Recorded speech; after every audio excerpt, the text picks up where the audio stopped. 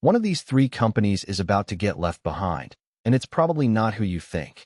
Right now, in early 2026, we're watching the AI race reach a critical turning point, and the winner isn't determined by who has the smartest model. It's about who figured out what users and enterprises actually want. So let me break down where OpenAI, Anthropic, and Google actually stand, because the narrative you're hearing online is almost completely backwards. Let's start with what everyone thinks they know. OpenAI has ChatGPT, the thing that started this whole conversation. Anthropic has Claude, which gets praised by AI researchers and safety advocates. Google has Gemini, which powers search and Android. On paper, Google should be untouchable. They have the data, the infrastructure, the distribution. But that's not how this is playing out. OpenAI's real advantage isn't ChatGPT anymore. It's momentum and ecosystem lock-in. They moved first into the enterprise game with GPT-4. They own the developer mindset through the API, and they're the default choice for anyone building on top of AI. That matters more than raw intelligence. When a startup needs to pick a model to build their product on, they pick OpenAI not because it's the smartest, but because it's the safest bet. That's network effect. That's how you win markets. But here's where it gets interesting. Anthropic doesn't have that distribution problem because they never tried to play the consumer game the way OpenAI did. Claude isn't trying to be your daily chatbot. It's positioning itself as the AI for serious work, coding, analysis, long-form research.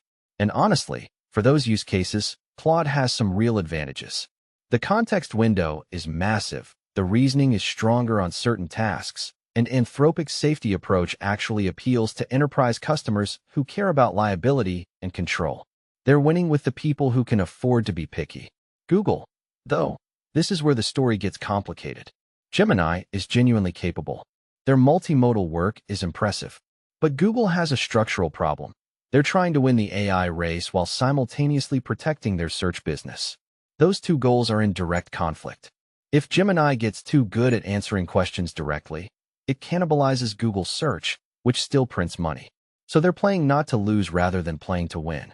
That's a death sentence in a market this fast-moving. There's also the integration problem. Google owns Android, YouTube, Gmail, Maps, theoretically the best distribution on Earth. But integrating AI into those products in a way that actually makes them better? That's harder than it looks. When Google added AI overviews to search results, users hated it. The feature felt forced. Meanwhile, OpenAI integrated ChatGPT into Slack, Microsoft Teams, and 100 other tools, and it felt natural because those companies actually wanted it there. Distribution means nothing if the experience is broken. Now, the thing nobody talks about. None of these companies have figured out the real business model yet. They're all burning enormous amounts of money on compute. OpenAI is spending billions on inference costs. Anthropic is raising billions for data centers. Google Google has money, so they can afford to be inefficient. But the economics don't work at scale. You cannot build a sustainable business on billion-dollar language models if you're charging users $10 a month or giving the API away to developers.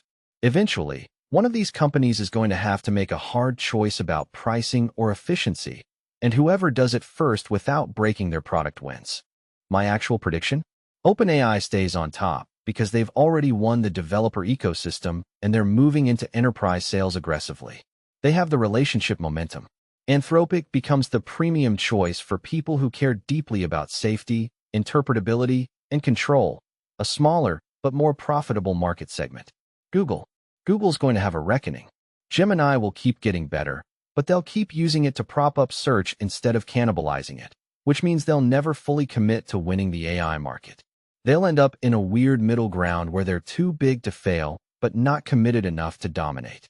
But here's the thing that actually matters. We're only at the beginning of this. In 2 years, the company that figures out how to make AI models dramatically more efficient while keeping them capable is going to lap the others. The company that cracks the reasoning problem and figures out how to make models that actually think instead of pattern matching is going to be unstoppable. The company that builds the best developer platform and tooling wins. This race is far from over. The leader today might not be the leader in 2027. So if you want to actually understand what's happening in AI, not the hype, not the headlines, but the real structural shifts in the market, subscribe. I break down one of these every few days, and honestly, it's the only way to stay ahead of the noise.